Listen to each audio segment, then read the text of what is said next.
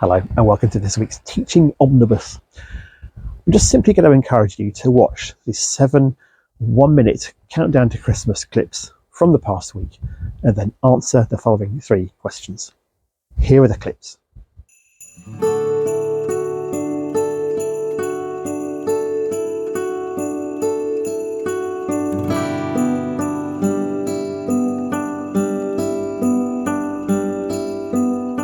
In John chapter 1, which is a famous bit of Christmas storytelling in the Bible, in John chapter 1 verse 9, we hear about how Jesus comes to live in creation.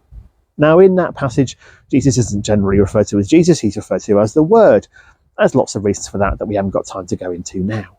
But this is what it's telling us. Jesus comes and lives with us. We've heard a little bit about that, and we talked about Emmanuel earlier in our countdown. But this is a little bit different because this is a way of saying that the creative power behind all that's created decides not to live outside it anymore, but inside it. He's going to occupy space in creation. He's going to take up room. He's going to find out what it is to be human, inside out and all around. This Jesus, who we celebrate arriving at Christmas, didn't just come to do some things or say some things, but to be human, just like we are.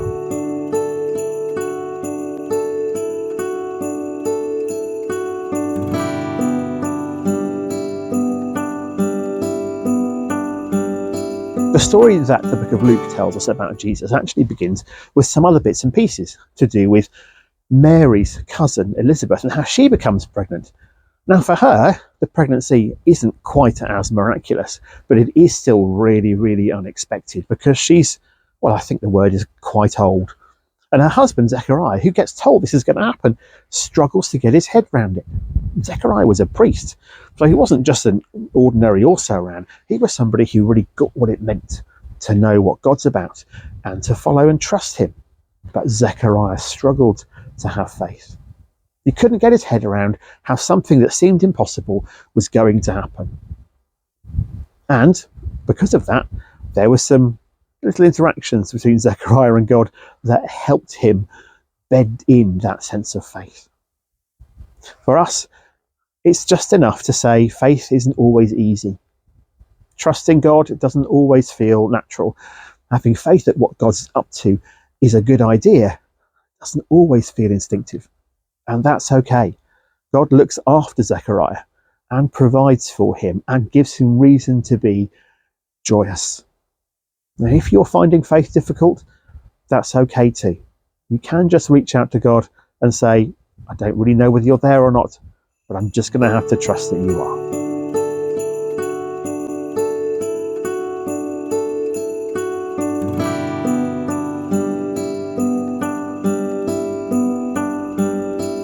Back in the Old Testament, in the prophecy of Isaiah, we get some more of these names for Jesus that we talked about earlier in our countdown. And one of them is Prince of Peace. This is a name that Jesus will have. Now, it's interesting that when we see Jesus going about his life, his ministry that we hear so much about in Matthew, Mark and Luke and John in those gospel stories, he seems sometimes a little bit sharp with people. Doesn't always seem that keen on bringing people together. But we mustn't misunderstand that. He is still the Prince of Peace, and his peace he's interested in is reconciling people with God.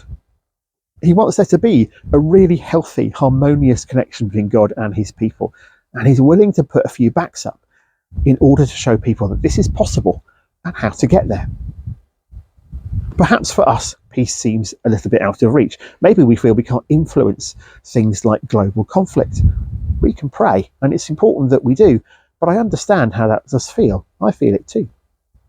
And yet, on our doorstep, there are things we can do to follow Jesus' example and say peace matters, and because we trust the Prince of Peace, we will try to bring peace into our family, into our relationships, into our community.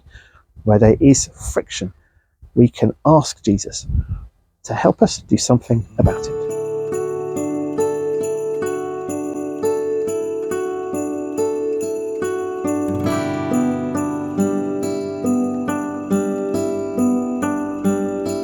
I love this moment in the Christmas story when the angels appear in massive numbers and have a big old sing. They go bananas for the songs they are raising to celebrate the birth of Jesus. And the shepherds who they're singing in front of are quite possibly properly freaked out by it, although I'd imagine in quite a good way. Anyway, there's an army, it says, an army of angels singing. I imagine it's a bit like a male voice choir, maybe a Welsh one, giving it full welly on in the Royal Albert Hall or something, when there's more choir than there is audience, and it's just this absolute wall of beautiful noise. They are giving everything they've got to celebrate God and his plan, the birth of his son, and just to praise. Scientists tell us it does us good to sing. It helps our mental health. And I, for one, think it's a really good idea to sing Christmas carols and other hymns that celebrate who God is. It puts me in a good place. I'm sure it put those angels in a good place. It certainly put the shepherds in a good place.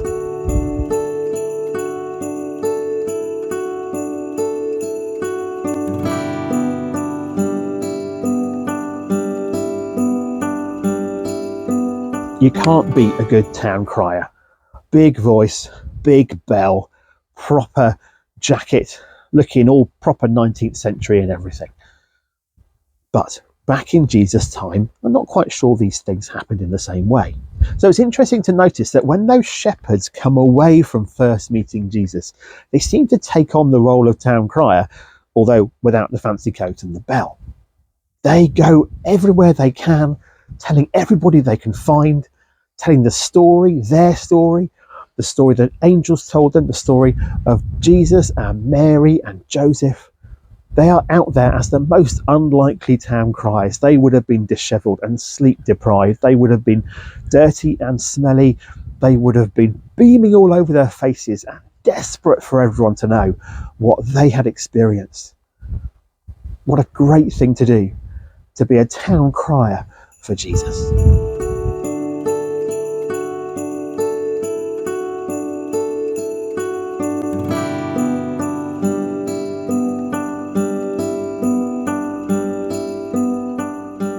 King Herod is our villain character, our baddie for this story. The story of Christmas, the story of Jesus. He's the one who's out to get Jesus, wants to stop his life almost as it's starting.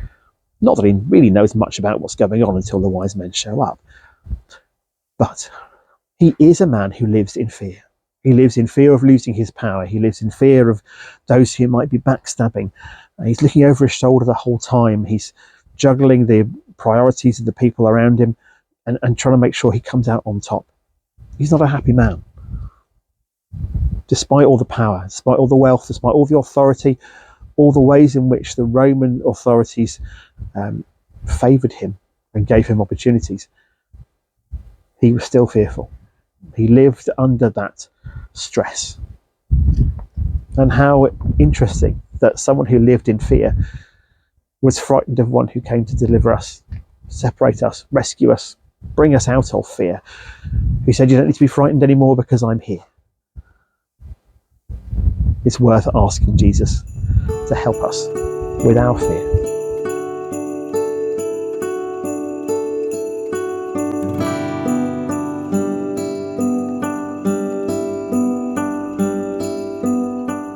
The Christmas story is just the beginning of Jesus' life. There's a lot more to it after that. There's 4 whole gospel stories, Matthew, Mark, Luke and John, that tell us loads about Jesus' life.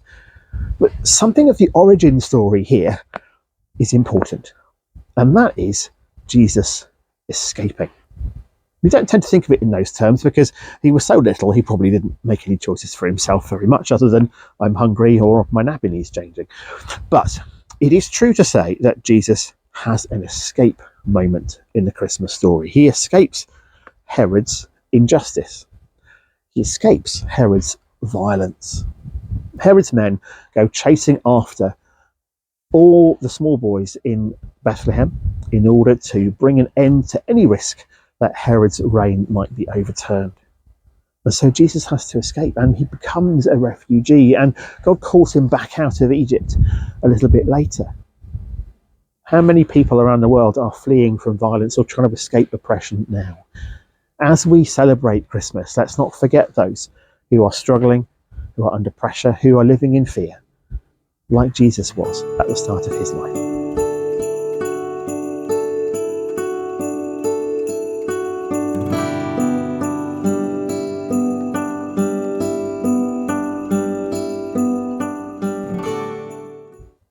Well, it may be that you've seen all those clips before, that you've seen all those 1 minute countdowns, or that some of them were new to you, or that you hadn't seen any of them. All of those are okay. We're going to use them as a little trigger, as an inspiration for our 3 questions.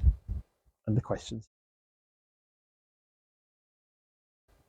Question 1. Which of those 7 countdown to Christmas really inspired you the most this week, and why?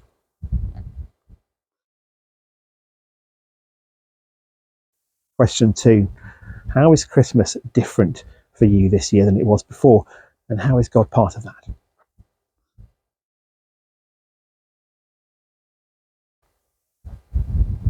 Question 3. What do you want Jesus to do for you this Christmas? What's it going to be?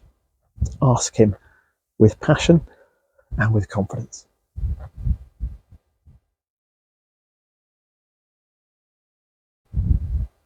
Thank you for being with us for this teaching omnibus, this countdown to Christmas omnibus, as we use it to reflect on the Christmas story. I pray a blessing on all of us, that we would know Jesus deeply in this run up to Christmas, that we would be inspired by him and confident in him. And I pray that we would know him more closely than ever. Amen.